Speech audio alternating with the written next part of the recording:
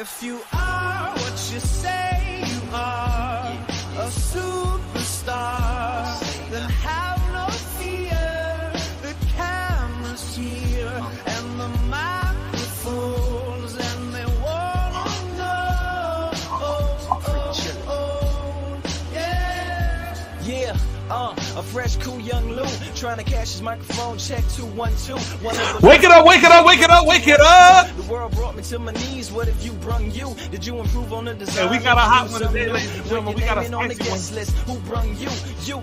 I gotta let Lupe do his thing. And the sexy lady next to you, you come too. And then the hitman standing outside of heaven waiting for God to come and get me. I'm too uncouth, unschooled to the rules, and too gumshoe. Too much of a newcomer and too uncool. Like Shadow in the Veil, I battle with it well. Though I need a holiday like Lady Who Sung Blue. Go back, whatever you did, you undo. Heavy as heaven, the devil on me 2 tons too. If you are what you say you are, a superstar, then have no fear.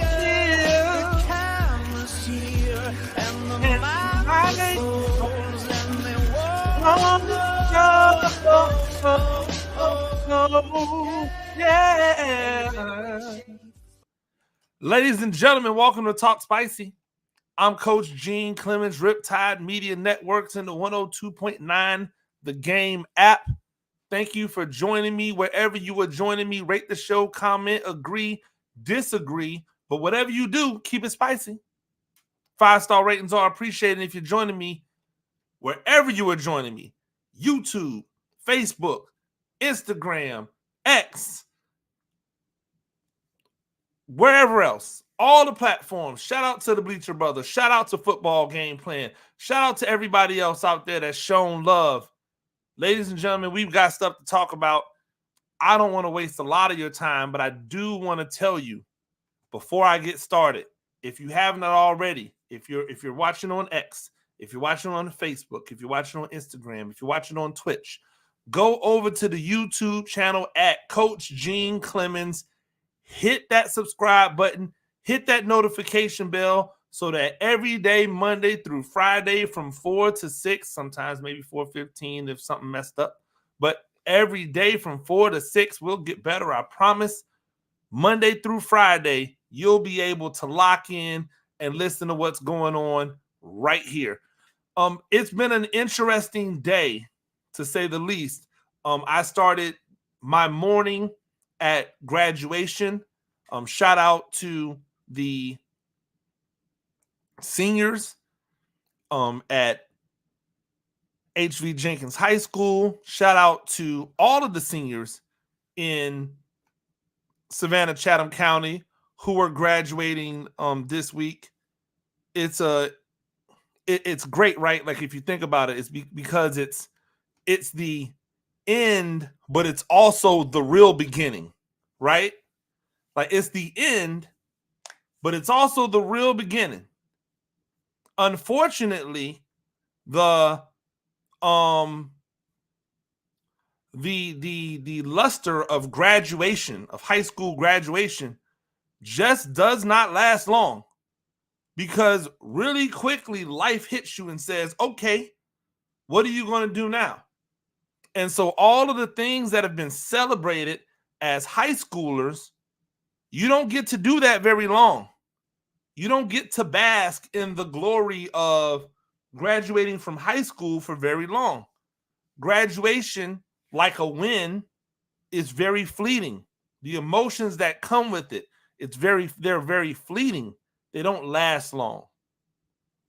That brings me to my first topic of the day, and that is the news that now Georgia quarterback Jaden Rashada is suing the University of Florida's head coach Billy Napier and the top Gators booster Hugh Hathcote for fraud. He is alleging that they defrauded him, and in the process, they cost him $13.85 million in an NIL deal. Now, I don't know all of the circumstances. I only know what has been reported, right? And so I'm gonna first try to go down the line of what happened, and then I'm going to tell you about what's reported. So please bear with me, right? Rashada, who was supposedly a commitment to the University of Miami, right? At the University of Miami, he had somewhere of a $9.5 million NIL deal to attend Miami, right? And Florida continued to pursue him even though he had this deal on the table. Now, I'm saying it like this because I've never actually seen the deal, so I don't know if the deal is real. I haven't heard anybody from the University of Miami come out and go, we never offered him this deal, or whomever their collective is going, we never offered him this deal. So I'm going to assume that the $9.5 million NIL deal to attend Miami was real. Not bad money. Now, I don't know if that's $9.5 million for the year or if that's $9.5 million for the longevity of however long he's at the University of Miami. I just don't know. But I do know that regardless of whatever it is, it's great. In the 11th hour, maybe even 11:58, the University of Florida came in and offered him $13.85 million. This is what's alleged. This is what was reported, right? He was offered $13.85 million deal with $5.35 million, including a $500,000 signing bonus to come through Hathcote's Velocity Automotive Company, and then the rest through the Gator Guard. That's the NIL collective. Now, this is according to reporting that is being done by John Talley of CBSSports.com. Shout out to John Talty. John Talty, CBSSports.com. So make sure that you go and read the entire thing at CBSSports.com. I want to make sure that I give him attribution because this is where I'm getting this background information from, right? So they said that he was told if he signed, he would get a $500,000 signing bonus, right? And $13.85 million total, right? They said that Hathcote had previously committed to donating $12.6 million to the Gator Boosters. An early media report stated the Gator Guard raised $5 million in its first 24 hours. Before the deal was finalized, however, Hathcote informed Rashada's representatives that he no longer wanted to route the NIL payments through his company because he planned to sell it, according to the lawsuit. Instead, he and Castro Walker proposed money coming directly from Hathcote and the rest coming from Georgia Collective, right? The Gator, sorry, not the Georgia Collective, but the Gator Collective. That involved Eddie Rojas, the CEO of the Gator Collective. Don't ask me how there's a CEO of a collective, right? They are saying that Eddie Rojas texted Zager about the impending deal and said, tell Jaden we look forward to setting him up for life. Needs to set up his brokerage account ASAP. Dude is rich, and we just got started. The deal was officially signed on November 10th, 2022, with the first $500,000 payment due to Rashada on December 5th. The lawsuit claims that Hathcote never had any intentions of making the payment, and everyone involved, including Napier, knew that. The collective never had the money, and yet they were making all of these promises. Right? Now, here's where it gets tricky at, because I wanted to set all of that up to tell you how I feel about this. First off, there is no doubt in my mind that somebody at the University of Florida or connected with its collective, right, there is no doubt about it in my brain that somebody in that system, in that organization, that collective, offered this man millions of dollars to sign. I have zero doubts about it. Colleges, and especially college football, have been lying to recruits to get them to sign on the dotted line for as long as I can remember. But there are certain things that I am confused about, right? This is just in the article. And I am going to try to get John Talty on, and hopefully I can get him on tomorrow, or maybe somebody else who's familiar with it, because I need people to walk me through this, right? It says that he signed the deal, right? The deal was officially signed on November 10th, 2022. Well, if there's a deal, then this should be cut and dry. If there was a deal and the payments were not made, then they're in breach of contract. This is open and shut. This is cut and dry. I don't know if the deal was signed means that deal was signed, or if it means that he signed to play at the University of Florida. Like that, I don't know. The way it's written, I can't really tell. But if there is an actual deal that was officially signed on November 10th, 2022, then they owe that man $500,000 and probably owe him whatever that first year's worth of payment is supposed to be. Right? So instead, a day later, a day after the $500,000 payment was due, the Gator Collective sent Rashada a termination letter of the $13.85 million deal. Still, the lawsuit claims Napier and Castro Walker went to great lengths to convince Rashada that they would make good on the promised money even without the contract. Castro Walker told Rashada's agents that the Gator guard would now take on paying the deal, and that Hathcote, through the Gator guard, would personally guarantee the $13.85 million obligation himself. The only payment allegedly made was for $150,000 to pay back John Ruiz, a prominent Miami booster, so that Rashada could avoid possible litigation. Right? Ruiz was seeking repayment from his initial money that he gave to Rashada. So in other words, Rashada had already received money from Miami on an NIL deal. Right?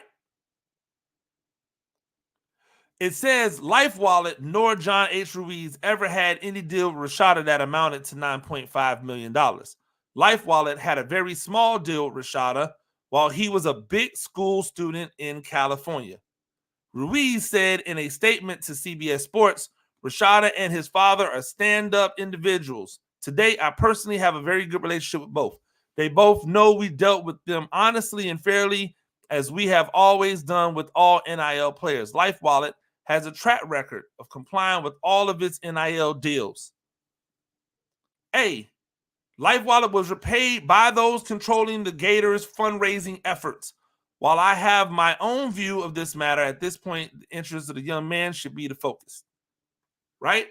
It says it all came to a head December 21st, the first day of the early signing period, where Napier allegedly personally vouched to Rashada that Florida alumni were good on their promise that Jaden would receive $1 million if he signed with UF on National Signing Day, and that Hathcote would make the repayment. Harlan Rashada later texted Zagler, Coach Napier said Hathcote's on the plane and that he will wire $1 million. He wants the paperwork and I'm sending it if you are good. It claims that Castro Walker threatened Rashada that if he did not sign, Napier might pull his scholarship offer. Harden told CBS Sports that Napier should have never been making those promises, which at the time were also against NCAA rules.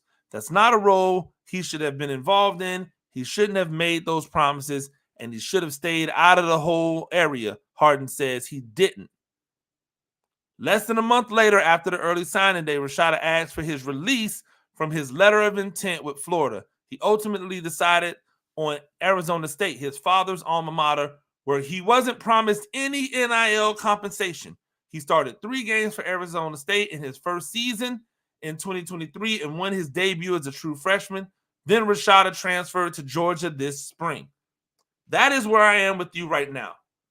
There is no way that Florida did not try to bamboozle this kid out of the money that they promised him just to get him to Florida.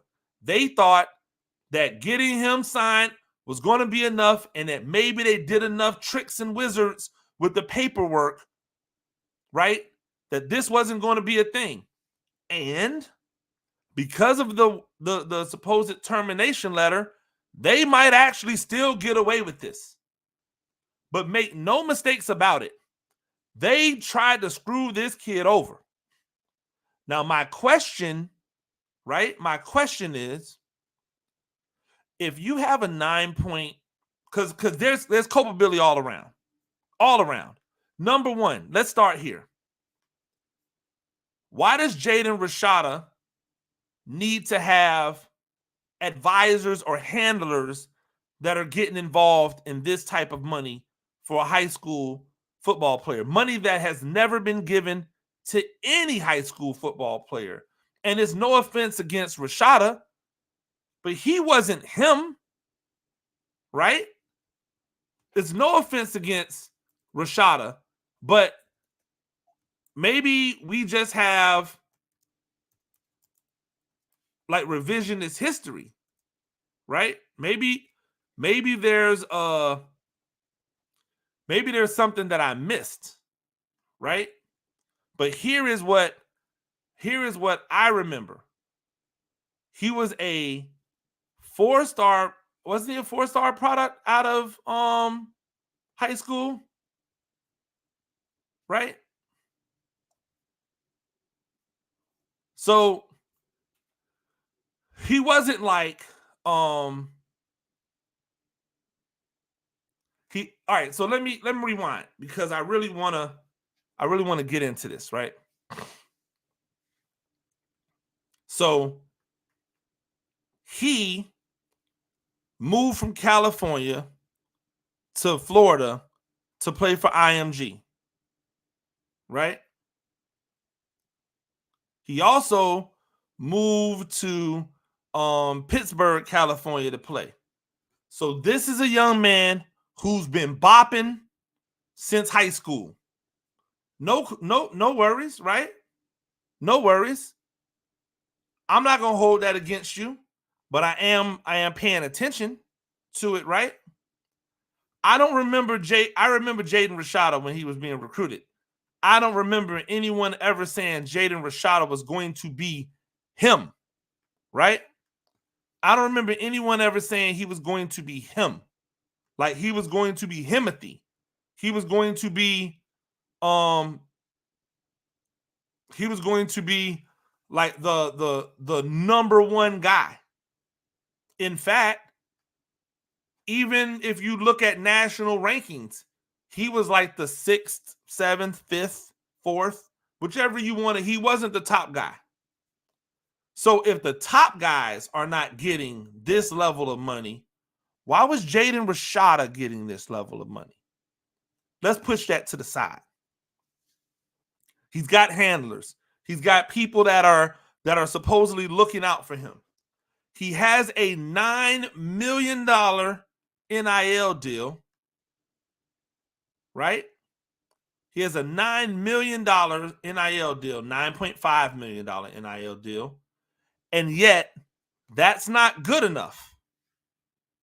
He took money from another company. He already was up. He had 150 bands. He's already up, unless the handlers were taking some of that money, right? Unless he had to pay the handlers back. the advisors, the people who were, I don't know. But it sounds fishy to me. So he had to pay another company back $150. That the president of that company, the owner of that company, says he never had a $9 million deal with Jalen Rashada. So then I'm trying to figure out, where is this 9-point-something million deal? But again, since I haven't heard Miami come out and say they didn't, like that the collective didn't, I'm just going to assume it's cool. So you got a $9.5 million deal to go to Miami, which I'm assuming is the team that you really want to go to, because, like, why else? Are you just going there for the money?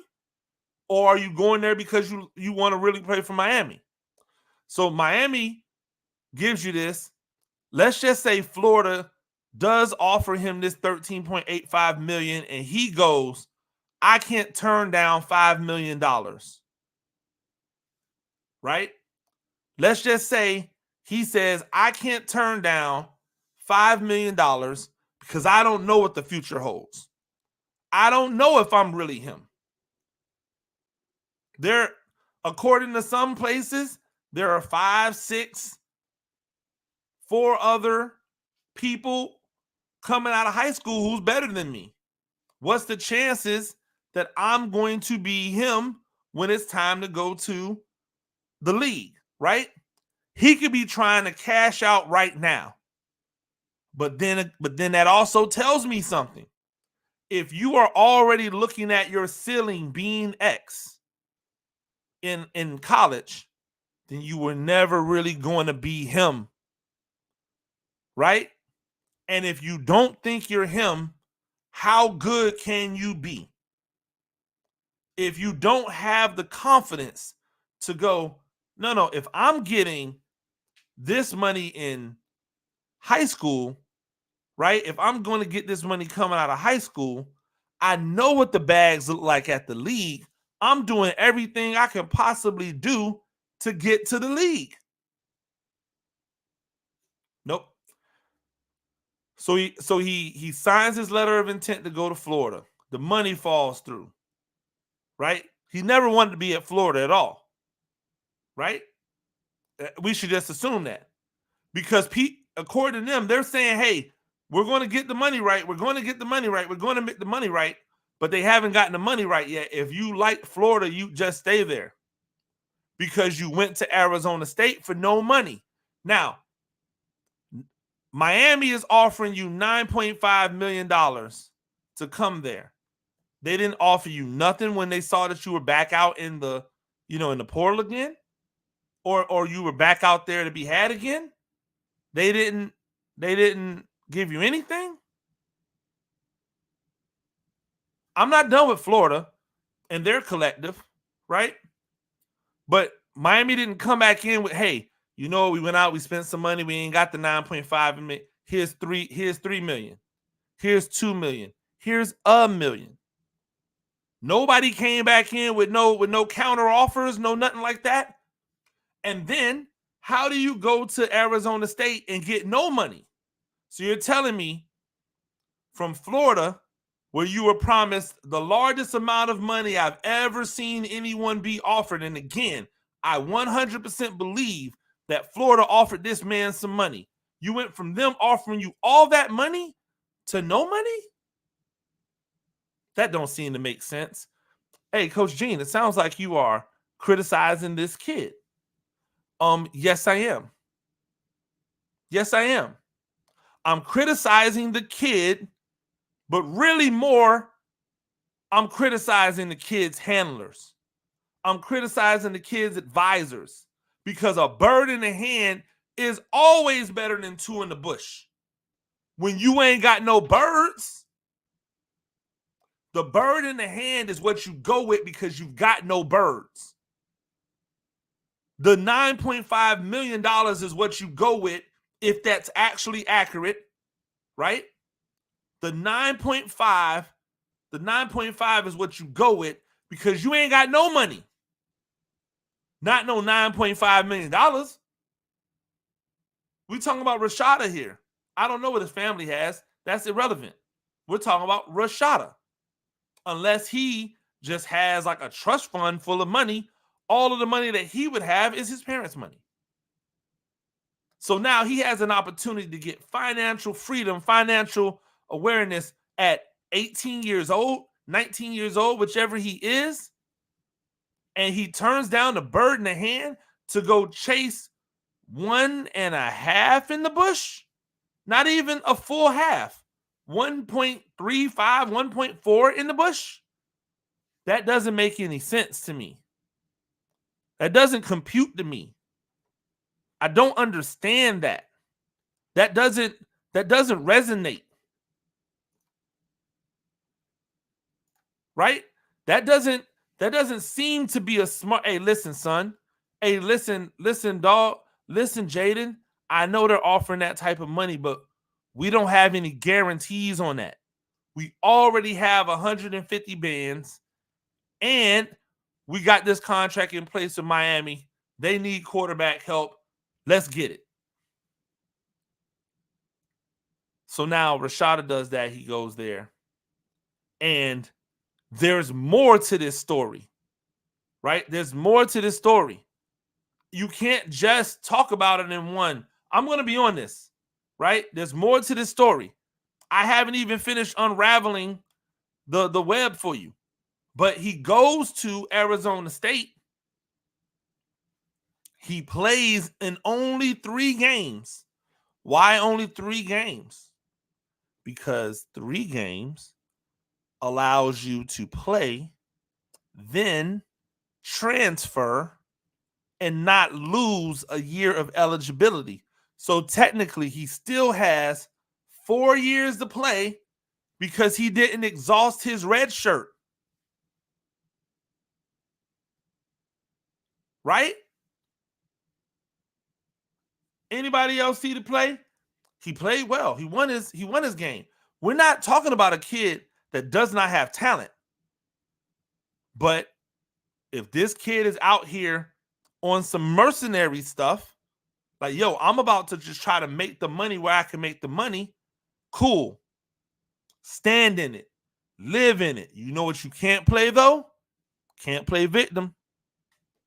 Can't play victim. You can like try to present this as they didn't stand on business. Don't try to, oh, they fooled me, they tricked me. No, we had a deal. They wedged on the deal. They owe me money. I'm not finished. And when I come back, I'm going to tell you where I think the third layer of all of this lies. This is Talk Spicy on the Riptide Media Network. Adopt US Kids presents What to Expect When You're Expecting. A teenager. Learning the lingo. Today I'm going to help parents translate teen slang. Now, when a teen says something is on fleek, it's exactly like saying, that's rad. It simply means that something is awesome or cool. Another one is totes. It's exactly like saying, totally, just shorter. As in, I totes love going to the mall with Becca. Another word you might hear is jelly. Jelly is a shorter, better way to say jealous. As in, Chloe, I am like so jelly of your unicorn phone case. You don't have to speak teen to be a perfect parent. Thousands of teens in foster care will think you're, rad just the same. To learn more, visit adoptuskids.org. A public service announcement brought to you by the U.S. Department of Health and Human Services, Adopt U.S. Kids, and the Ad Council. This is the story of a very special woman. In a matter of seconds, she turned herself into a great mathematician or an entrepreneur. Her knowledge was limitless and still is. She could also make monsters disappear, especially those that lurked in the shadows under the bed.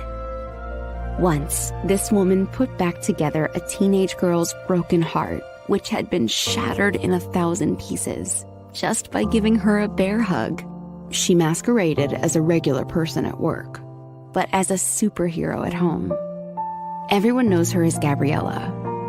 I still call her Mom. Your hero needs you now, and AARP is here to help. Find the care guides you need to help, complete with tips and resources at aarp.org/caregiving. A public service announcement brought to you by AARP and the Ad Council. Hey, Dad, your prescription will be ready in just a minute. Hey, Dad, your laundry will be ready in just a minute. Dad, your lunch will be ready in just a minute. Hey, honey, why don't you take a minute? When you help care for a loved one, you give them as much time as you can, making sure they're safe and comfortable. But it's just as important that you take some time for yourself. At AARP, we can help with information and useful tips on how you can maintain a healthy life balance, care for your own physical and mental well-being, and manage the challenges of caring for a loved one. Because the better care you take of yourself, the better care you can provide for your loved one. Thanks, Dad. Thank you. You're there for them. We're here for you. Find free care guides to support you and your loved one at aarp.org/caregiving. That's aarp.org/caregiving. A public service announcement brought to you by AARP and the Ad Council. Ladies and gentlemen, welcome back to Talk Spicy.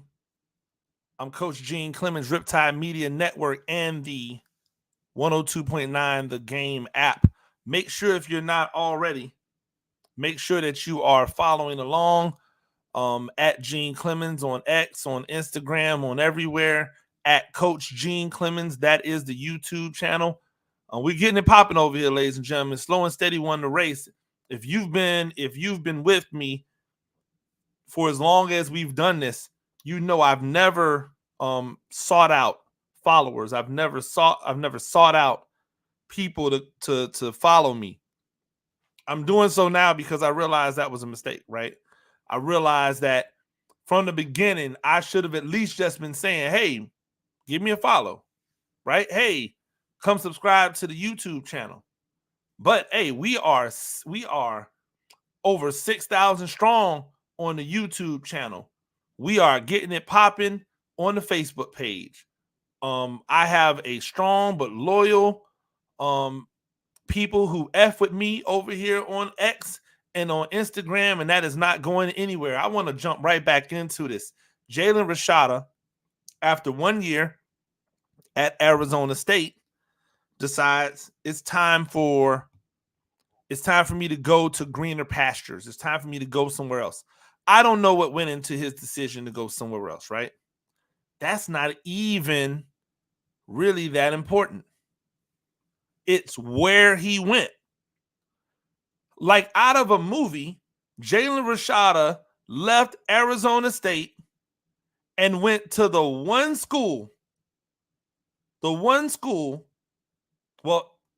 of two schools that the University of Florida would never want to see him go to. The University of Georgia. The other, by the way, would have been Florida State. But the University of Georgia. Now, I haven't heard about him receiving any money from the University of Georgia. I'm just going to tell you this. The University of Georgia, before NIL, spent double the money of anybody else on recruiting. They spent double the money of anybody else in the country on recruiting. That was during the Kirby Smart era. That is why, outside of them doing a really good job of recruiting before Kirby Smart got there, like he didn't just all of a sudden up the recruiting, they upped the budget. That's the play of all plays. It's not that the recruiting got better, because they were already recruiting at a high level. Remember that first team that won the national championship for him? They were all members of a team that came before him. At least all of the key components were. And it's no shade on Kirby Smart. You take what's there and you improve on it. That's what he did. He improved on the design. He made them spend double the money. So I'm confident that Jalen Rashada got some type of compensation. It doesn't matter if he didn't, though, because Jalen Rashada's play apparently was to sue Florida. I'm not here to tell you that he should or should not sue the University of Florida's collective and or the head coach. I'm not here to tell you if he should or shouldn't. I'm telling you, though, when you do sue, right? When you sue, everything comes out. So you've got to be ready for whatever the backlash is going to be from this. And guess what also he's going to have to do? He's going to have to start playing some ball. The problem is he's not going to play ball in Georgia. Not for at least this year, because they've already got their quarterback. Unless Kirby Smart does something that he hasn't done, which is allow somebody new to come in and usurp the incumbent. This also, right, plays into the situation of why Georgia? And why was this lawsuit not filed a year ago when all of this took place? When he ended up at Arizona State, why was this lawsuit not filed then? Why did it take a year? Why is Rusty Hardin involved in this? Where are they getting the money to retain a Rusty Hardin? Is Rusty Hardin working is he working pro bono? And if they win the case, he gets a percentage of the win? Because if so, it's probably a big percentage. Who else is involved? Who are the people advising Jalen Rashada to transfer to Georgia, where he has almost no chance of playing right now, where he has 4 years left? Why not transfer somewhere else where you could have been the immediate starter? There were tons of places around that need a starting quarterback. There's still a ton of places that need a starting quarterback. Why Georgia? Is he playing the long game? Is his thought process, is Jalen Rashada's thought process, I'm going to sit behind in Georgia, learn the offense, so that when I come in, I can spaz out? So that when I come in, I could ball out immediately. Is that his thought?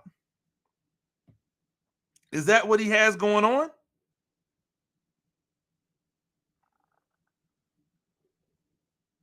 Right? Like, I'm looking at this and going, hey, there's something somebody's not saying. There's something that somebody's not doing. There's something that I'm missing. How fitting would it be if Kirby Smart was the one, or maybe not Kirby Smart, maybe just somebody involved with the University of Georgia, right? What if they were the orchestrators behind this move? What if somebody involved in the University of Georgia said, hey, you know what? You should sue them for what they do. I'll put you in touch with Rusty Hardin. This is just the type of high-profile case that he would be all about. Imagine if just in a game of one-upsmanship, right, they said, hey, we're going to make sure that you guys have to deal with this storyline on your end, but we won't have to deal with this on our end. And why? Because Jaden Rashada is not going to play. He's not going to have to worry about the scrutiny that comes with this, because he's going to be under the veil of the University of Georgia. The only way this becomes an issue on the field for Jaden Rashada is if he assumes the starting quarterback role. But as long as he's there to be the backup, they can let this play out this year. And by the time he takes over as the quarterback, if he does take over as the quarterback, which I have questions about and I'll get back to, then he's ready to go. It would actually be a pretty genius move on the University of Georgia's part. Not that they have to do it. They're just better than Florida right now. But Hey, why not keep stomping on them, right? Make it seem, is a bunch of scammers. Now that's going to hurt the University of Florida's ability to recruit. So if they were trying to make the come up, they can't make the come up because in the game that they're playing now, where the NIL rules the day, if your collective is known as a bunch of hustlers, a bunch of charlatans, then guess what? Nobody's going to want to rock with you. It's a genius move on Georgia. What if Florida State did it? Like, here's the problem, right? Florida State can't do it because they don't spend money like that. Florida State might be one of the cheapest when it comes to rocking in that manner. No shade to them, but it is what it is. I've been a Florida State fan for as long as I can remember. I've never seen them be on the forefront of spending money. So, we'll see. It is a fascinating thing if the University of Georgia, in some kind of way, back channel, whatever it might be, had a hand in this. But I'm not even done yet. Why? With the history that you've seen at the University of Georgia, why would you send your kid, your black quarterback, to play quarterback at the University of Georgia? Now, I'm not saying the University of Georgia is racist. Far be it from me. I'm just saying that we have not seen a black quarterback be successful at the University of Georgia since Shockley. How long ago was that? We've seen a bunch of high-profile black quarterbacks go to the University of Georgia and flame out or never even get a chance. They had Justin Fields over there looking like he was running the Wildcat. They had him like over there looking like he was running the Wildcat. Somebody said some choice words. Fields used that as a way to get out of Dodge and went to Ohio State and lit it up for 2 years straight. Absolutely lit it up for 2 years straight, including lighting up the Clemson Tigers, who was hot as fish grease and had the best defense in all the land. We have not seen black quarterbacks be successful at that school for a very long time. It's not like some coincidence. I don't know what the problem is, but I know that if I have a quarterback, if my son's a quarterback, if I have a quarterback that plays for me and he is black, I am probably thinking twice, 3 times, 4 times about sending him to the University of Georgia to play football. Right? It just, clearly, I don't think the coaching staff is racist. I just don't know what the reason is for black quarterbacks to not succeed there. And since I can't put my finger on it, right? Since I can't touch the reasoning for it, I can't take the chance of sending my kid there if they're a black quarterback. We also know, on top of that, they're going to keep recruiting high-level quarterbacks. Oh, you don't like competition? I love competition. But quarterback, there's only one of them, baby. You can only play one. I actually believe you can play more than one. If we're being honest, I believe you can play more than one if you just train them all to be the starter and then interchange them like you interchange every other position. But I digress. You can only play one. And because you can only play one, the other ones got to find somewhere else to go. That's why you see all of these quarterbacks at the University of Georgia that don't end up being the starter transferring. Like, this is an interesting development.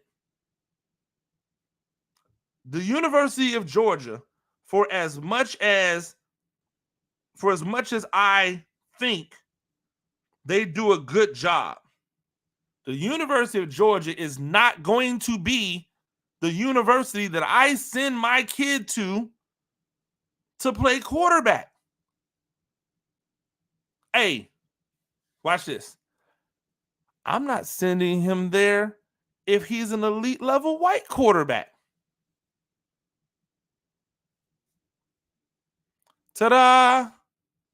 I don't think the University of Georgia system is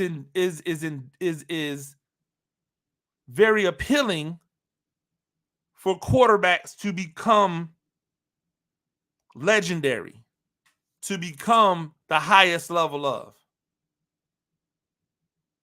I don't think the way they handle the quarterbacks gives somebody an opportunity to come in there and legitimately compete for a job every single year. I think they're going to have their incumbent. That's going to be their guy.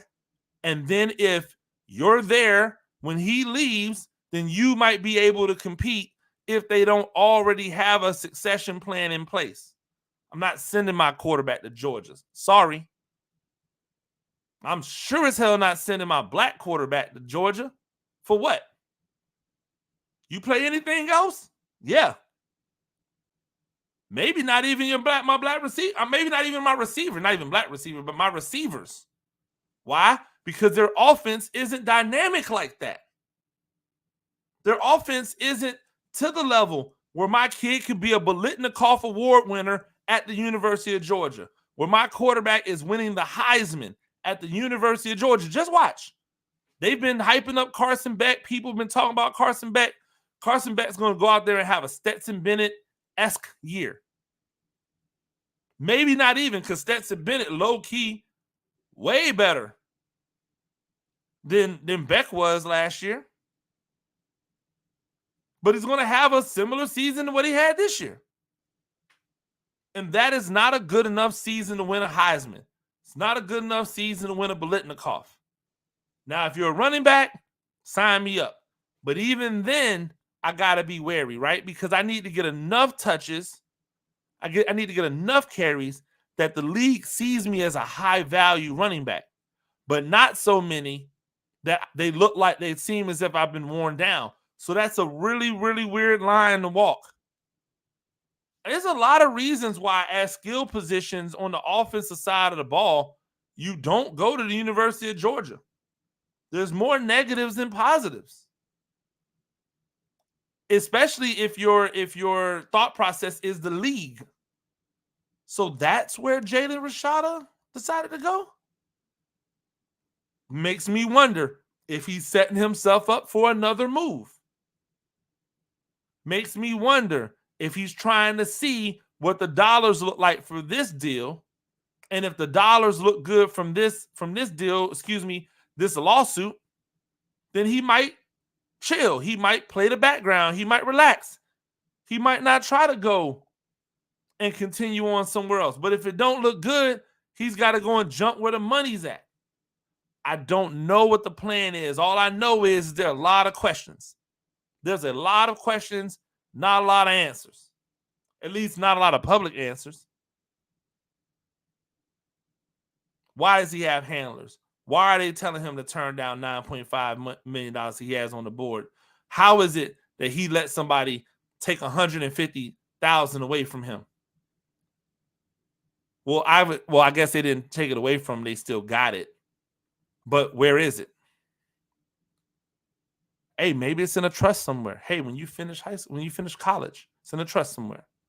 That would be great. I doubt it. Where's the backlash for Florida? Does this destroy their NIL collective? Why is there a CEO of the NIL and how much money does he get paid? If you're a CEO, Chief Executive Officer of an NIL, are you getting paid? And if you are getting paid, is that payment coming directly from the money that people have donated to go to kids, to go to the players? What's the percentage? Hey, let me ask you this.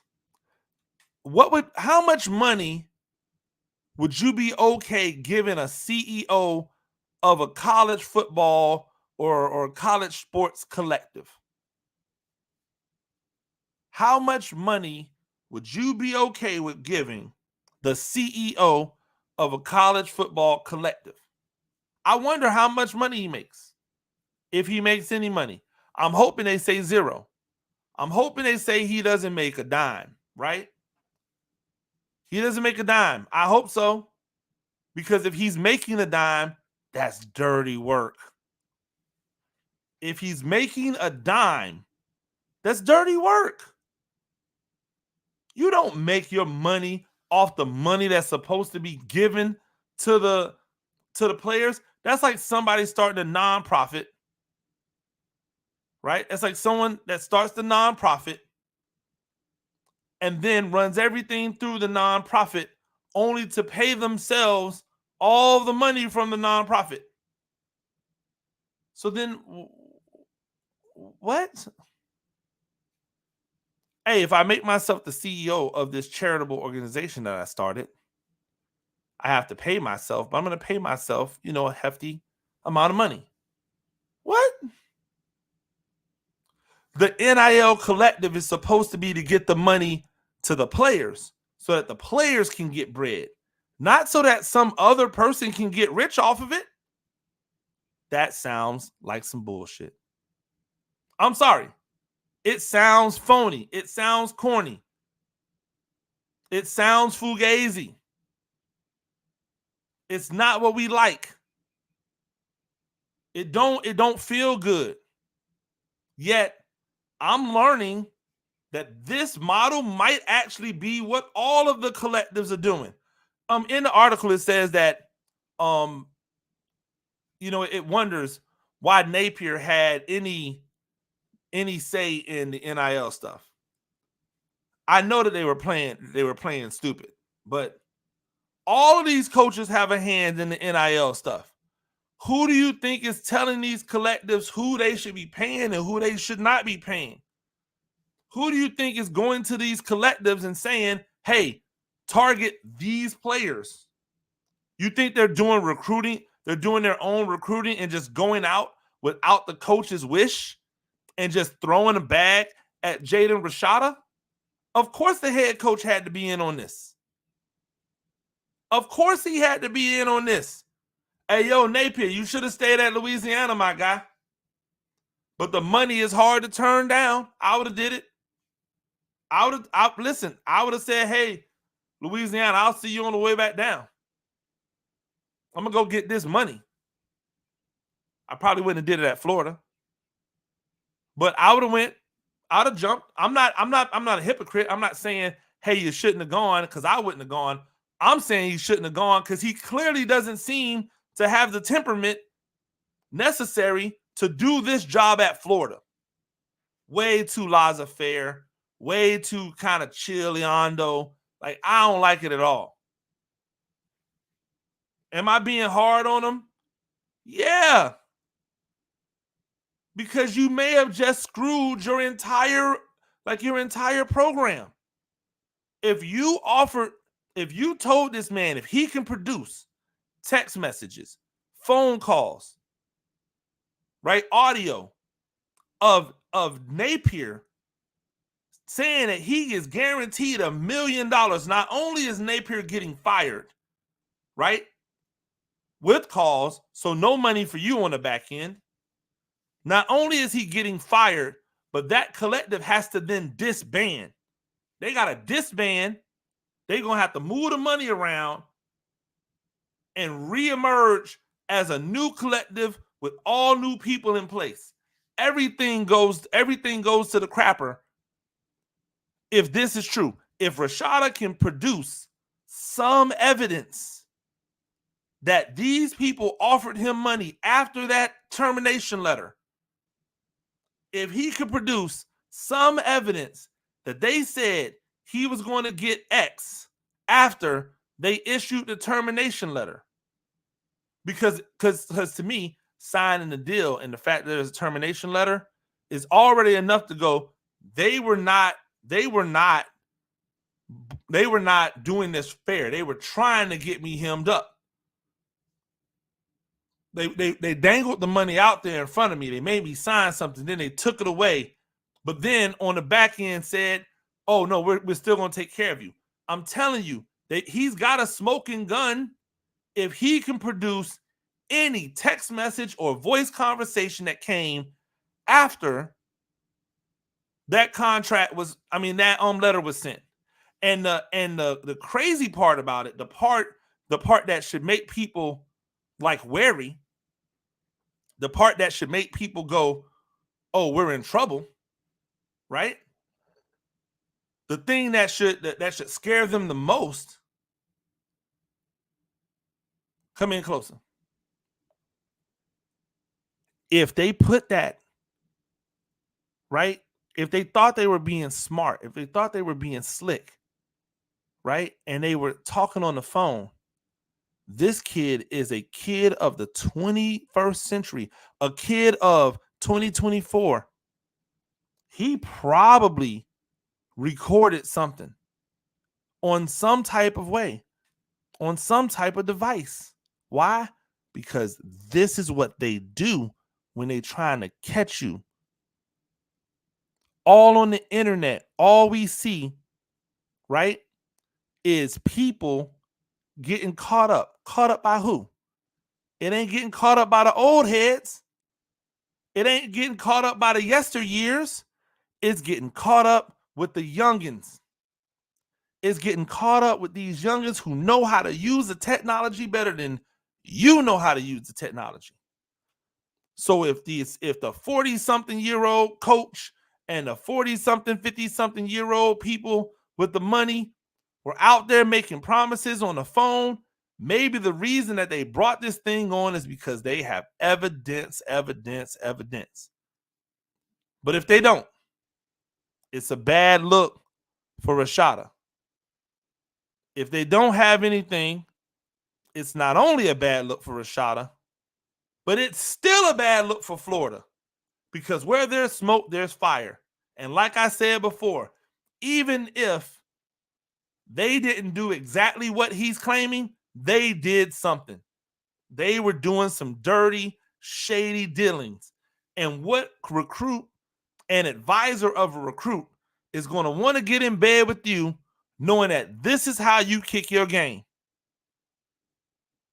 Not a one. It's a sad day at UF. It's a sad day at UF. It's interesting times in the SEC, right? Is this the thing that makes them put more regulations on NIL? Does this actually start to cost players money? Hey, we already know the coaches want to roll this thing back. They want to put the power back in the school, back in the coach's hand via the scholarship and the scholarship money. They don't want this where people can get money. My problem is I want the name, image, and likeness to be real name, image, and likeness. But if you want to just give money to people just because they came and played football for you, I ain't mad at it. But then just do it across the board and put a tier system in place and stop acting like it's amateur and call it what it is. Semi-pro. Right? Call it minor league. I'm down with it. I'm still going to watch. I watch the UFL. I watch arena ball. I'm still watching. I don't care about the other goofies that say, oh my gosh, I'm so tired of football. I just wish it would only be on in a man gone somewhere. I'm in it. I'm watching regardless. We're going to see what happens. I'm definitely interested. When we come back, we're going to be talking about Kyrie Irving and what he's found himself a situation in Dallas. This is Talk Spicy on the Riptide Media Network.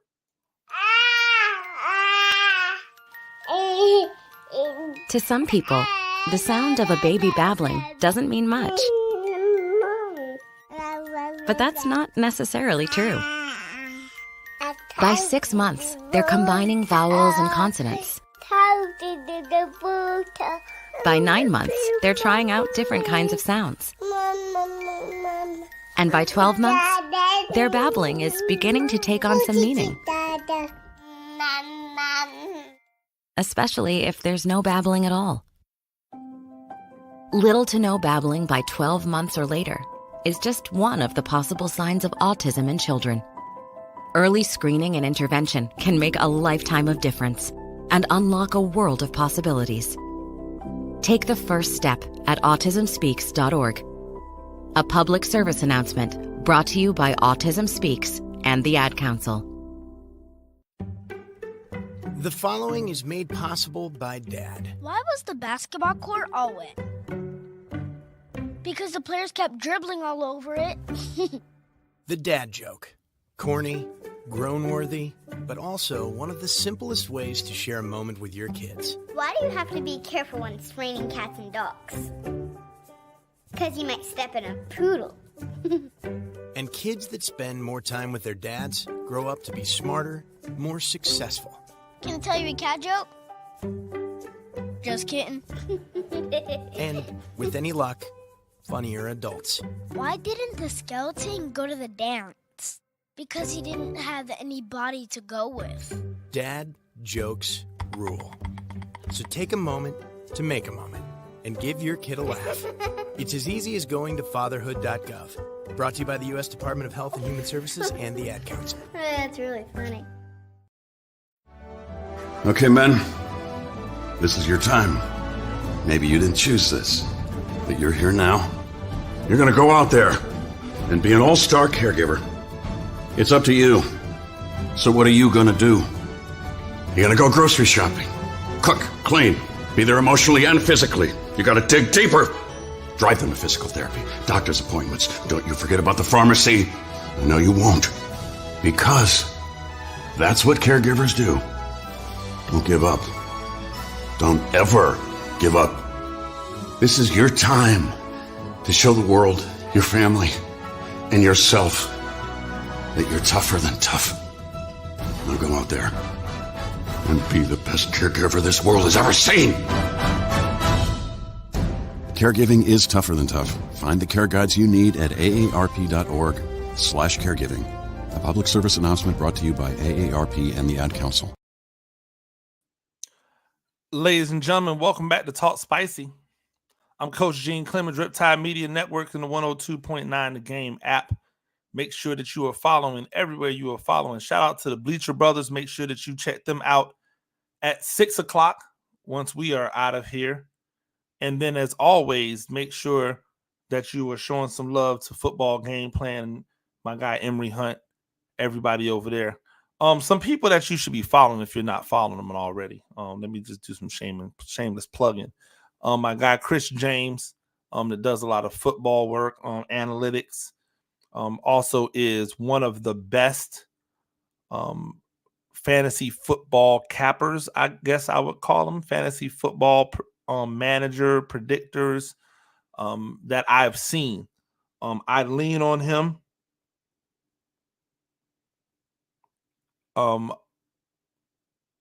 I lean on him a lot when I'm not sure about a player, especially one who is on the rise or who is on a decline. I'll reach out to him. I think he's one of the best in the business. That hit. You can follow him at CJ Florida 9. Teron Davenport, if you are somebody who follows the Tennessee Titans, he is the Tennessee Titans beat reporter for ESPN. There's nobody better on the Titans beat than he is. There's nobody that's more dialed in and looks at the game not just from a fan's perspective, but from somebody who has lived and breathed the game. And he's an excellent writer. You can follow him at T Davenport _ NFL. Brandon Howard at B Howard _ 9 _ 80. B Howard _ 80. I'm gonna mess his I'm gonna mess his handle up. At B Howard _ 81. Excuse me, Brandon Howard who works with CBS Sports and Fantasy in there. He's doing a lot of editing work with CBS Sports. Fantastic. Watch out for a lot of his stuff coming this summer and then into the fall once, football and fantasy football really starts to, start to ramp up. But that's at BHoward_81. Let me just make sure I got all of my people, dialed in correct that I'm telling you to follow. Teron Davenport is at TDavenport_NFL. I got that right. And then obviously, Emery Hunt at F-Ball Game Plan. Follow him as well. And then lastly, Lawrence Jackson Jr. over there at NBC Sports. At Lord Don't Lose, anything fantasy football related. Make sure that you check him out and everything he's doing over there. I wanted to change my thoughts to the NBA because it's been a really interesting playoffs. A lot of your household names are not involved in the playoffs, and this gives you the opportunity to see new people and new stars arrive. Anthony Edwards, this is the playoffs of Anthony Edwards. This is the playoffs of Tyrese Halliburton. This is the playoffs of, or this could be the playoffs of Luka Doncic. And Luka has been lauded as the next, right? As the guy, a white Magic Johnson, if you will. A Serbian Magic Johnson. I think it's Serbia, and I apologize if it's not. But I was really thinking about Kyrie Irving, and it's interesting to watch Kyrie Irving acquiesce, to watch Kyrie Irving play second fiddle to Luka Doncic after years of trying to be the lead guy. Theoretically. See, here's what I figured out. I don't know if any of y'all were paying attention, but this is what I figured out. If you look at Kyrie Irving's career, right? Kyrie Irving wanted to be the lead dog, right? But he was playing in Cleveland. So you can't be the lead dog in Cleveland because Cleveland went out and got LeBron James. So if you remember correctly, with Cleveland, his first year in the league, he averaged 18.5 points a game. And then in his second, third, and fourth, he averaged over 20 points a game. His fifth year, he averaged a little bit less than 20. And in that last year, that 2016-2017 year, when they lost again to the Golden State Warriors, he averaged 25 a game. And at that point, with some of his highest numbers, right? His highest points total, close to his highest assist numbers, close to his high or right on par with his rebounding numbers, he decided this is the time for me to go out and show that, like, I'm me. His highest field goal percentage of his career. And in his next 2 years with the Celtics, he averaged 24 and 23, but he was playing with a bunch of babies. He was playing with, and I don't mean babies as in their behavior. I mean babies as in they were young, right? Kyrie is already 6 years in the league when he gets here. So he's 25, 26. He's playing with 18 and 19-year-olds, 19-year-olds and 20-year-olds, people who just got to the league. And it's at that point that he realizes, oh, snap, this ain't all what it was cracked up to be. Like, me being out here by myself or me being out here as the lead dog ain't really the move. So when he went to the Nets, he really went to get that old thing back he had with LeBron. Remember, he couldn't get what he had back with LeBron now, because LeBron was moved on. LeBron was moved on to LA by this point. So now you're not going to be able to get Bron back. I'm going to get the next best thing. I'm going to get Kevin Durant. So he comes in with Kevin Durant, except Kevin Durant can't play that first year with the Nets because Kevin Durant's coming back from an Achilles injury. They keep him out the entire season, even into the bubble. That's the year LeBron wins with the bubble. The next 3 years, he unravels, or the Nets unravel. But those 4 years with the Nets are his best years. I want y'all to hear this again. Those 4 years with the Nets are his best years in the NBA. As a ball player, he is at the height of his powers those 4 years with the Nets while he is playing along with what is considered the one, what is considered the A mic, what is considered to be the 1A. He had already figured it out. It didn't take him long. You know why? Because Kyrie Irving is really, really smart. And once he realized the error of his ways, I don't need to be the lead dog. Nobody really cares as long as you win. So, of course, he went to the Mavericks to join Luka Doncic. Because, hey, why not hitch your wagon? Not hitch your wagon too, but team up with another guy who's still in his prime, right? Who's ascending, who's already ascended, who has a longer runway. That's not really what I'm here for, ladies and gentlemen. Kyrie Irving cost himself and LeBron James at least 3 more titles. 3 more titles? Coach, you tripping. What do you mean? Here's what I mean. If Kyrie Irving doesn't leave the Cavaliers, guess who else does not leave the Cavaliers? I know everybody said, oh, LeBron's not leaving a championship caliber team. His LA dream would have been put on hold while he continued to chase these chips. What happened that year, right? What happened that last year with the Nets when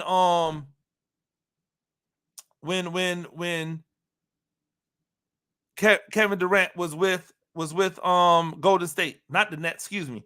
What happened that last year with Golden State? He blew his Achilles out, right? It was over after that. It was already the writing was on the wall. You had the falling out with Draymond. That next year, who's winning the East again if LeBron and Kyrie's there? The bubble year. Right? The bubble year. LeBron is winning the bubble year anywhere he is. If it's him and Kyrie and the people in Cleveland, or it's him and AD in LA. He's winning that. So you got that title. He's already established. You're already there. You get Kyrie. The next 3 years are the best 3 years of Kyrie Irving's basketball playing life. 2021, 2020-21, 21-22, 22-23. They have a chance to win that 2 more times. Why? Because we saw that the East was weak. That next year after the bubble year, who won it? Giannis won it. They're beating them teams. They're beating those teams. The year after that, who won it? Right? Like start doing the math on these teams. Sorry, the year after that, Golden State won it. Then Giannis won it. Or Giannis won it, then Golden State won it. It was one of those two. But it was Golden State without Kevin Durant. And Golden State without Kevin Durant is not beating LeBron James. I don't give a damn about no Andrew Wiggins. If you look at what the decision that Kyrie Irving made and the domino effects that it had, everything changes. Kevin Durant was leaving Golden State regardless. But maybe now Kevin Durant, instead of going to the Nets to team up with Kyrie, because Kyrie is still in Cleveland, what if he goes to the Knicks? What if he goes to the Knicks? And now with him at the Knicks and the Nets, or what if James Harden stays pat in Houston? All of the dominoes that fall, all of the things that happen, they all start from the decision of Kyrie Irving to say, I don't want to do it. They all start from the decision of Kyrie Irving being selfish at 25 years old, right? At 25, 24, 25 years old, saying, I need to be the alpha. I need to be the A Mike. Goes for 2 years, realizes this A Mike thing ain't all what it's cracked up to be, has to deal with it in the Nets, and now is, I would assume, relishing the fact that he doesn't have to worry about any of that stuff in Dallas, because all the attention is on Luka Doncic. And people are like, oh, well, you know, Kyrie is playing second fiddle. He's dumped down his game. Yo, Kyrie Irving in 2022-23 averaged 27 points a game. In 2023-24, he averages 25.6 points a game. He ain't dumbed down nothing. He hasn't dumbed down anything. He goes when he needs to go. That's the sign of intelligence and maturity. But it's not just, oh, he's matured right now. No. He's been mature. He matured those 2 years in Boston. He matured in those 2 years where he realized, oh, snap, this ain't the move. The NBA All-Defensive Team was announced, and Victor Wembanyama was on the All-Defensive Team, first rookie, I believe, to do that. And I just you know, I just always go, how good of a defender is he for real? Like, is it really, really good? Is the on-ball defense good? Is the off-ball defense good? We're going to see here in the future. Because I think a lot of times some of these people make the all-defensive team on like, what's the word I'm looking for? They make it on hype. I don't necessarily think that's Wembanyama. I do think that he gets the bump because he has a lot of highlights, right? I think he gets the bump because he has a lot of highlights. But I don't think, if I'm looking at it, I'm going, oh yeah, no. But again, I'm not going to hate on him. You know what I mean? I'm not going to hate on him for getting it. I just know that, you know, there's probably some other people out there that may or may not have deserved it, that play in those positions as well. But shout out to him. You know, shout out to him. They're trying to push him. They're going to push him any way they can possibly push him. I ain't going to be mad at the fact that they're trying to push him.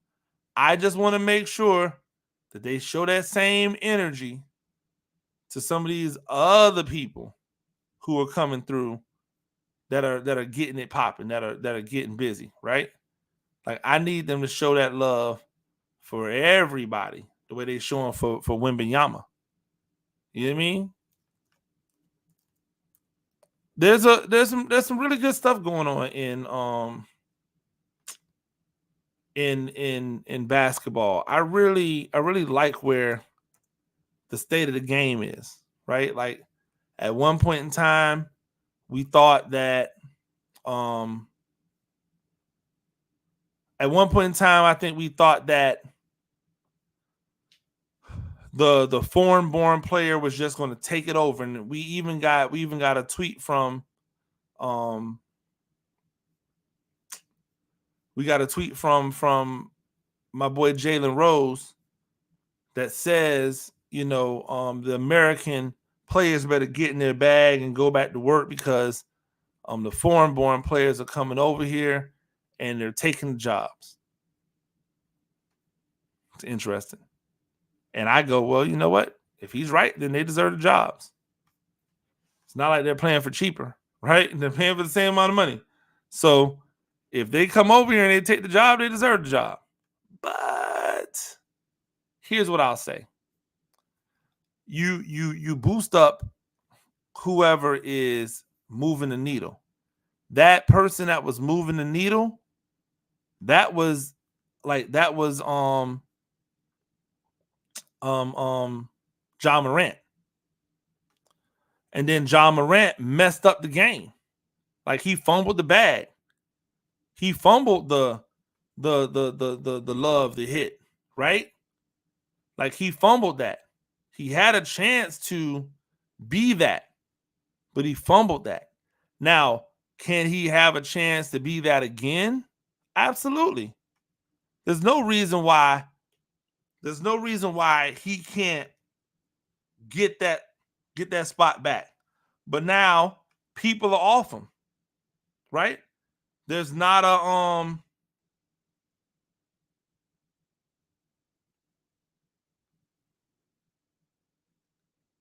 there's not a reason for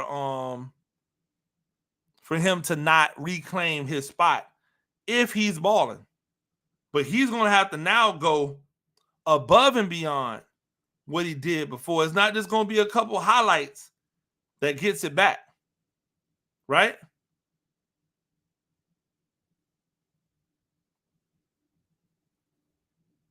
Right? Like, I think that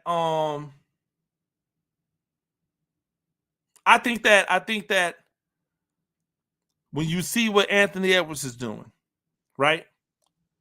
What he's doing is raising that level back up, right? You got people excited about an American basketball player.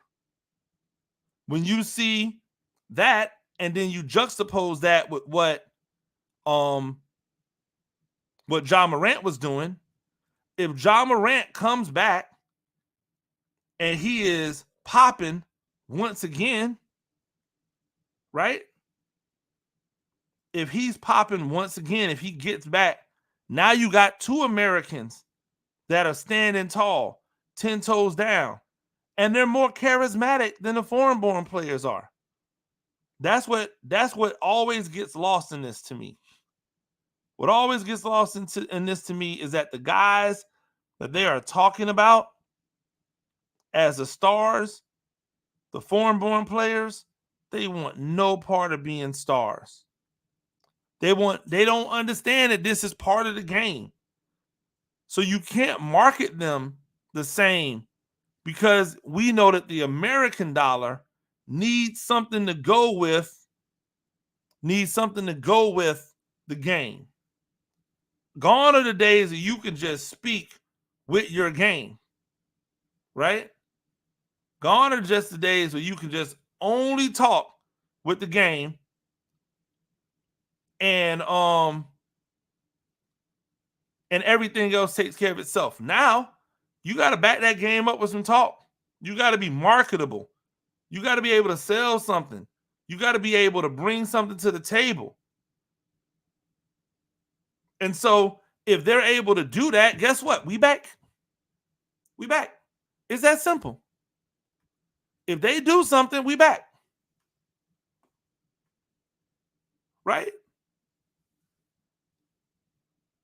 So I'm just looking at it from the standpoint of the more we see, right? The more we see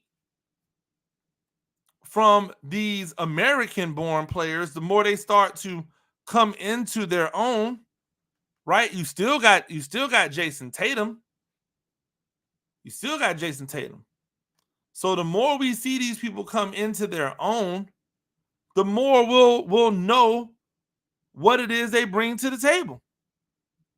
I think it's beautiful. I don't find nothing wrong with it. When we come back, we're going to finish this off with some football because, why not? Some choice words from some players down in Miami and in Pittsburgh. Stay tuned. This is Talk Spicy on the Riptide Media Network. Right now, our country feels divided, but there's a place where people are coming together. I gotta tell you, I was nervous to talk to someone so different than me. Me too, but I'm glad we are.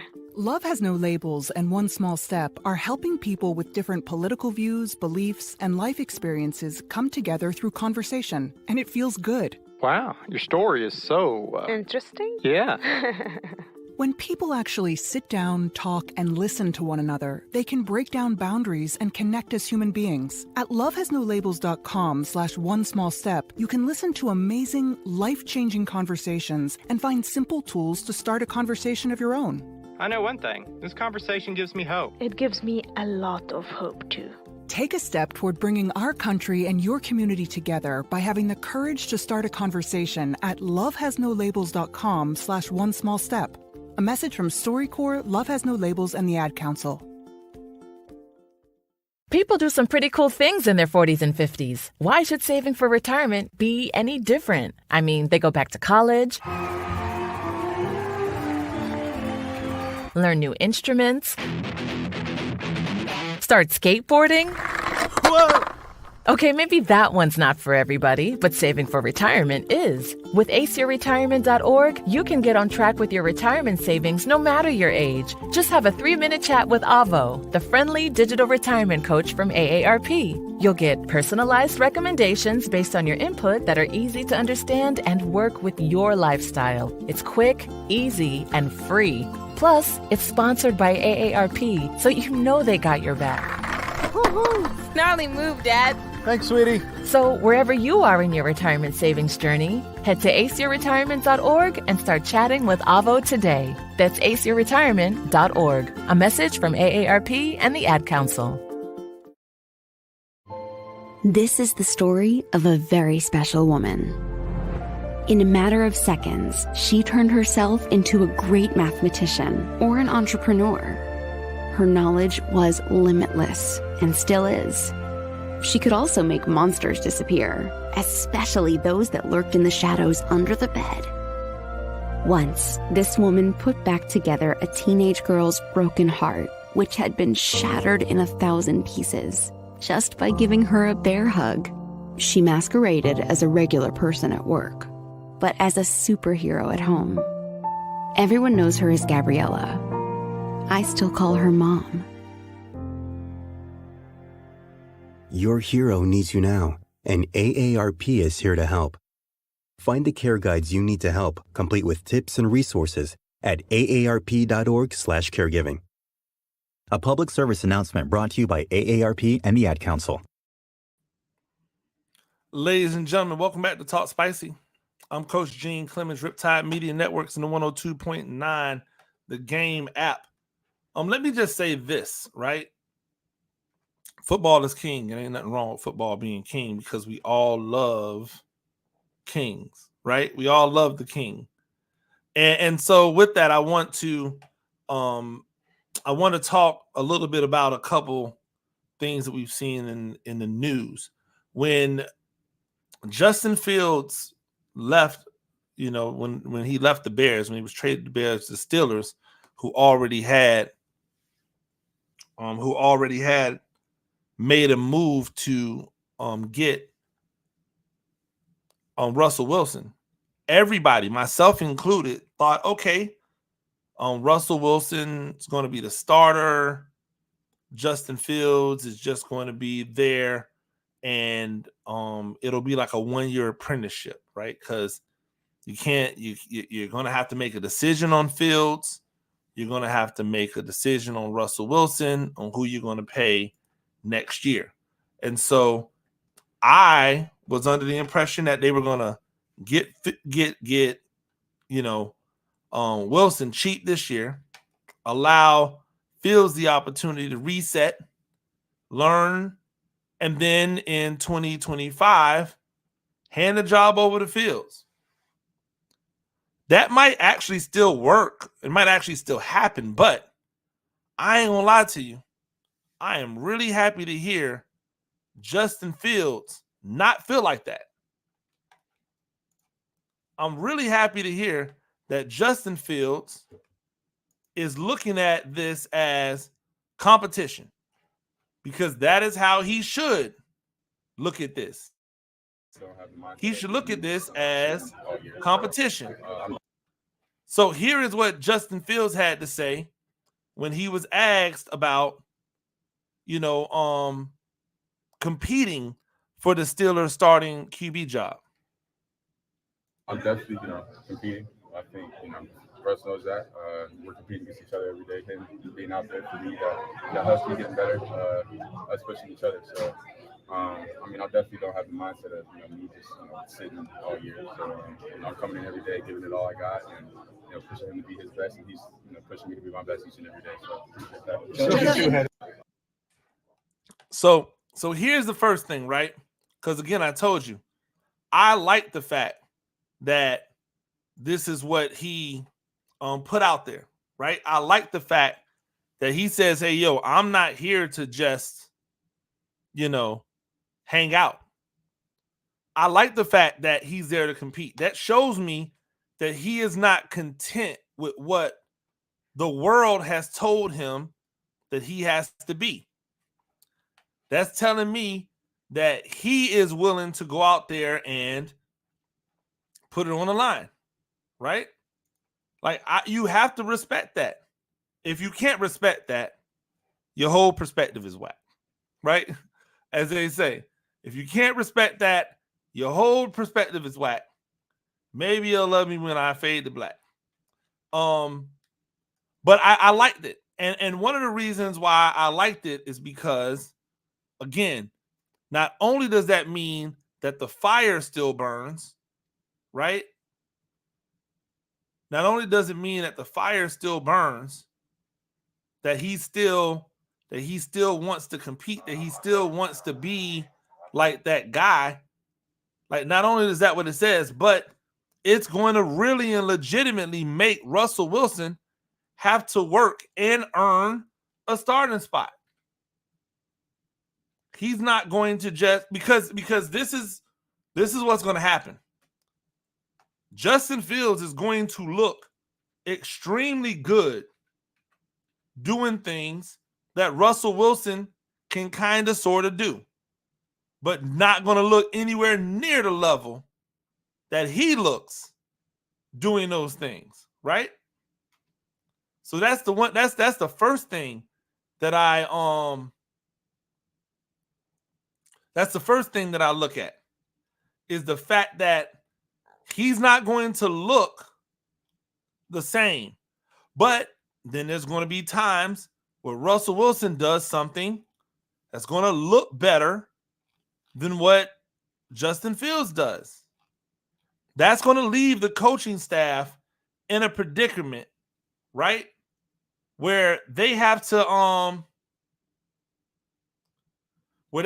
like make a decision on which style they want. Or they're going to have to mirror like merge styles, because what Russell Wilson does is not that far off from what Justin Fields does. It's just that Russell Wilson is really, really good on one end of the spectrum, and Justin Fields is really, really good on the other end of the spectrum, right? So I think it makes it actually sets up a perfect marriage where these two guys can root for each other, right? They can support each other, and they can live with the results. And why can they live with the results? Because Justin Fields, if Justin Fields wins the title, if he wins the job, it's not because Russell Wilson's not good and can't be a starting quarterback. It's just because Justin Fields wins it and they're equal, and he provides the upside to be the long-term answer for the Steelers. If Russell Wilson wins the job, it's not because Justin Fields doesn't have the upside and can't be the long-term answer for the Steelers.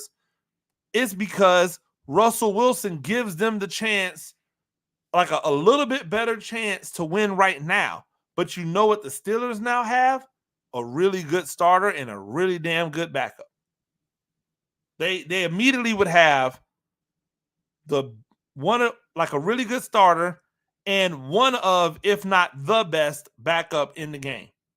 I still think I'd give the best backup in the game to Tyrod Taylor. Maybe second, maybe even Jameis Winston as the best backup in the game.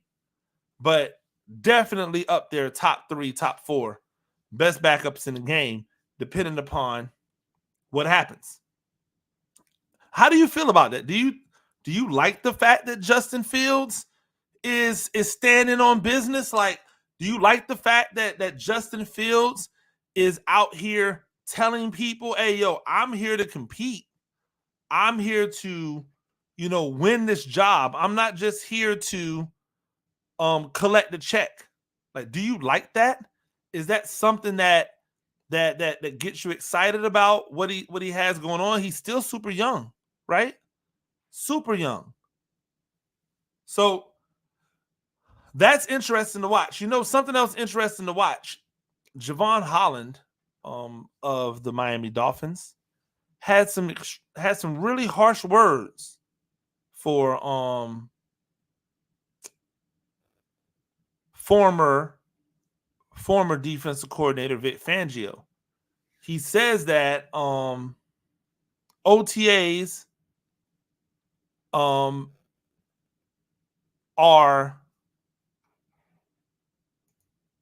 what's the word I'm looking for?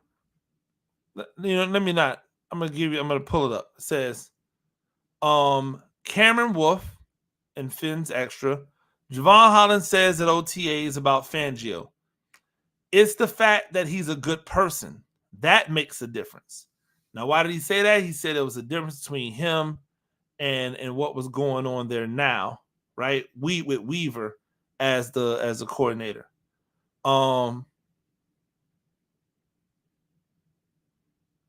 Weaver being able to develop and help players grow is already a major upgrade over what Fangio did. And that's because Holland believes, right? Holland believes that the difference is that he's a good person. I'm going to tell you, I don't know how to feel about this.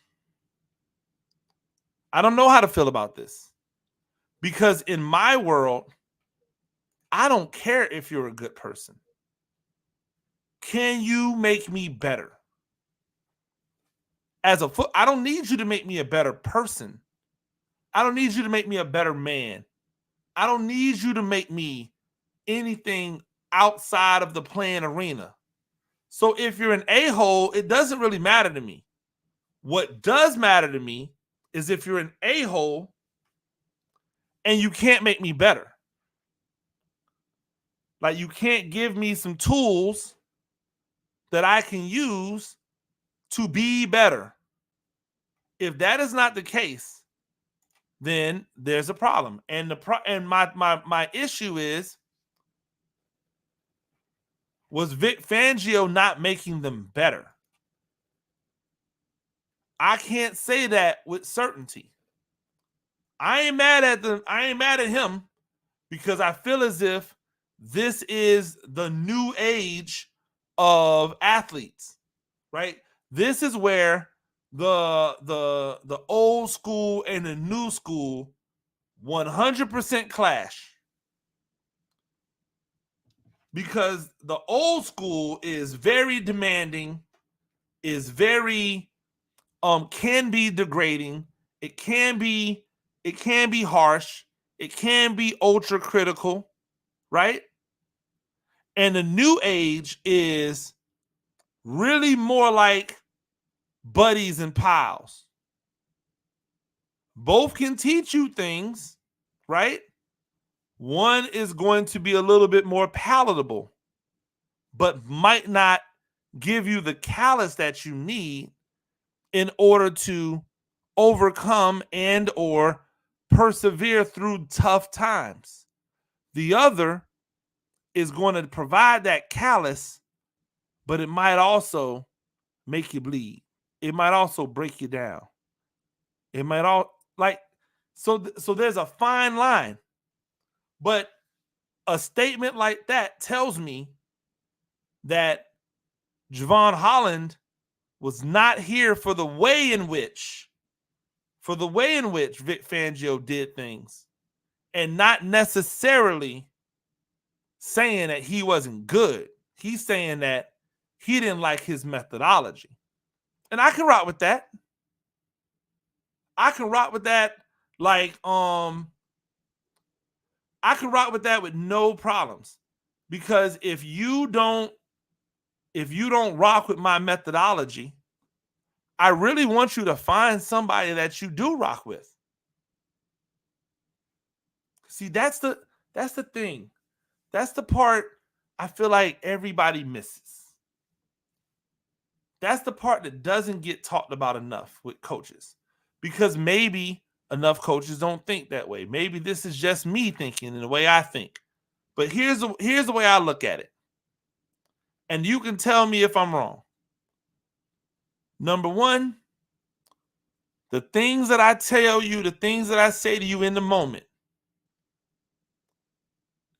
if you're not pulling the teachable moments out of it, then you're focused on the wrong thing. Because I've never jumped on anybody's head who was doing the right thing. And I've never jumped on anybody's head who was giving max effort. Usually, right, getting things mentally wrong will come with lack of effort because you are pausing, you are stalling, you are slowing down. Why? Because you need to process. Because you need to process the thing. And so I look at it from the standpoint of, if this is what's going on, how can I, right? If this is what I need to deal with, how can I, That's what it is. That's what it should always be. That's what it is, and that is what it should always be. So anytime you don't get that, there's going to be some problems, right? There's going to be some issues. That doesn't seem to be something that is too difficult to understand. Anytime you get that, there's going to be problems. There are going to be issues. I also believe, right, that how I feel about you on the field has nothing to do with how I feel about you off the field. There are some people that I cannot stand on the field. Why? They're lazy. They don't retain information. They don't listen well, right? These are not the type of things that make me. These are not the type of things that make me that endear you to me on the field, right? But you can still be cool off the field. Because maybe your laziness has nothing to do with you being lazy in life, but just a product of the fact that football isn't for you and you're doing it for some other reason, for some ulterior motive. That could be the case. And so we can bond, we can connect off the field, but on the field, I got to be hard on you if you're not doing it. But I've also learned that you can't approach everybody the same way all the time. However, you gotta be who you are. So on the field when I'm coaching, I'm pretty direct. I'm pretty matter of fact. I'm pretty hardcore. When you do some things that are not in the better interest of yourself and or your football team. But there are times when I'll be soft about it. I'll be coach. But you can't keep getting that, because if I have to do that over and over and over again, then that means you don't respect that I'm doing that. So now here comes the other side. I tried that side. Here comes the other side. I bet if we looked at things, because I don't know what Jevon Holland is referring to. I don't know when he says he's not a good person.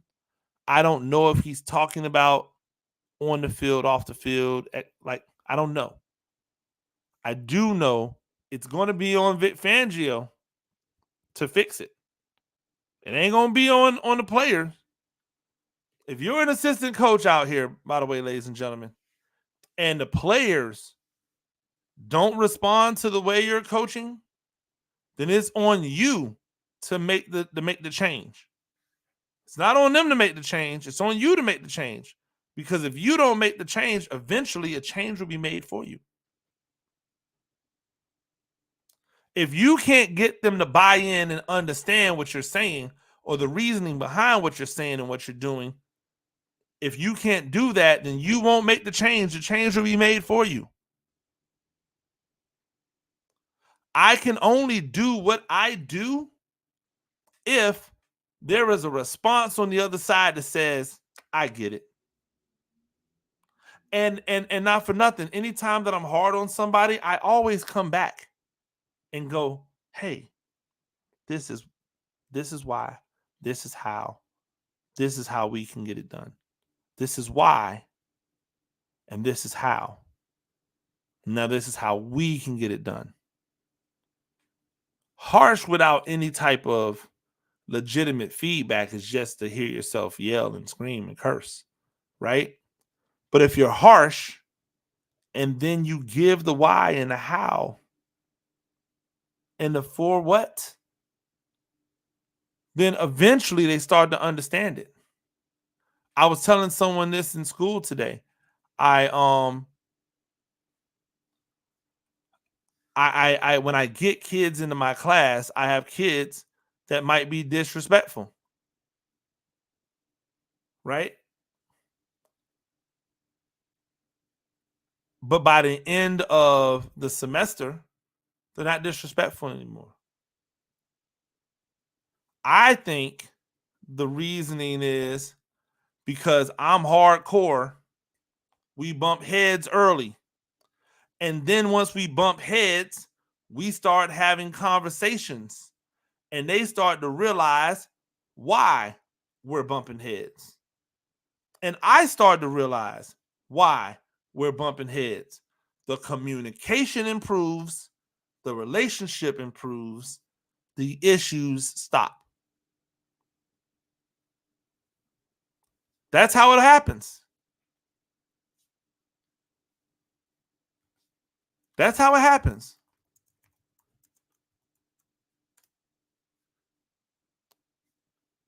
So I'm just looking at it. I'm just looking at it from the standpoint of, is Vic Fangio a lot different than every other player? I mean, every other coach? Is there something different about the way he approached it? Or is it the fact that the new Dolphins coach is closer to what the new people, what the young dudes like, and not necessarily for the older dudes? Would what he's bringing to the table be effective for guys who just like it straight and they need it harsh? You know what I'm saying? Like, would he be good for guys who are black coffee drinkers?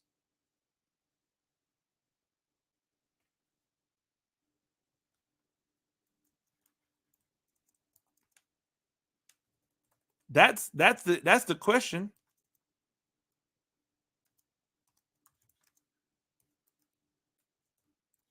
Like, can he be effective for people who like it rough?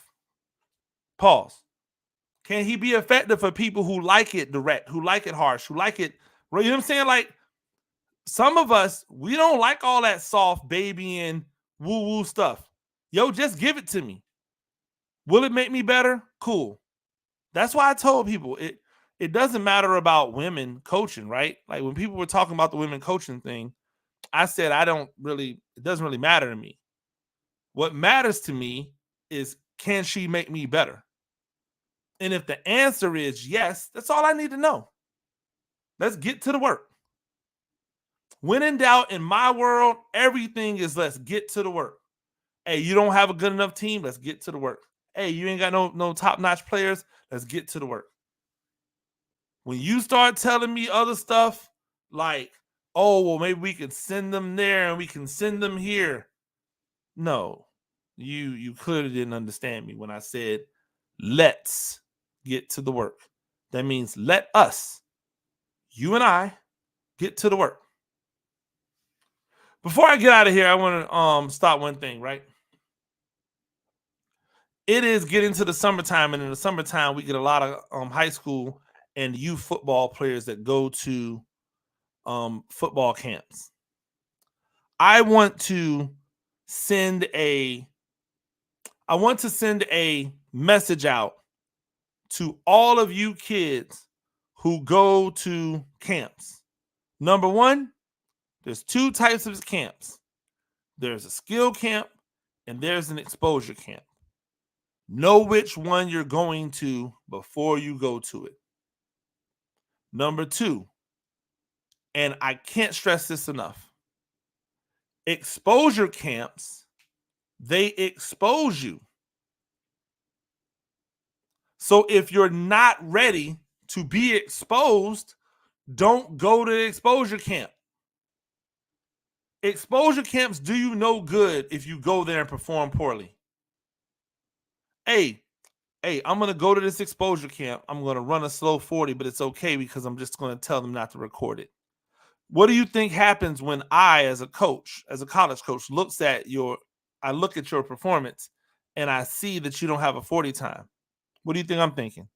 Oh, he ran a slow 40. That's what I'm saying. You go to exposure camps once you are ready to be exposed. When you're thinking about picking a camp to go to, keep in mind the schedule of your football team. Don't go to camps that take you away from the work that you're doing with your team to go and do stuff individually. If you do, then how are you getting better in the most ultimate team game of all? If it's a situation where it's an exposure camp and you're ready to be exposed, but the only time that you can go is during a team workout, then that might be acceptable. But normally exposure camps happen on weekends, and you don't have practice on weekends. You know what type of camps or workouts on weekends? You know what kind of camps happen during the week? Anybody? Skill camps. So now you got to make the decision. Is the skill that I am developing at this camp going to be more than what my coach is giving me? If the answer is yes, then you're probably at the wrong school. If your coach can't provide the skill training that if you're going to practice and your coach can't provide the skill training that you'll get at that camp, then you're probably at the wrong school because your coach isn't good enough. If I'm a quarterback's coach and I can't provide you with the basics of quarterbacking like you're going to get at a skill camp, then why am I coaching quarterbacks? And if you're working on the basic fundamentals with your team, that's going to be better than working on the fancy foo-foo stuff at the camp. Now, if the camp is on days where you don't have practice, now that becomes extra. If it's on the days where you don't have workouts, that becomes extra. That's good, because now you're adding to what you're learning, right? You're adding. So you want to make sure that if you're going to skill camps, those skills that you are trying to improve are going to help you within the system. Here's a hint. Skill development camps, in order for them to be good, they don't have to be big. You don't have to go to a camp with 500 people. You don't have to go to a camp with 5,000 people. You can go to a small 25-kid camp, and if they are there to work on skills and develop skills, you can get better at that camp. Most one-day skill camps are not the camps that are really going to get you better. Most one-day skill camps are there to just take your money. How can you develop any skills in a day?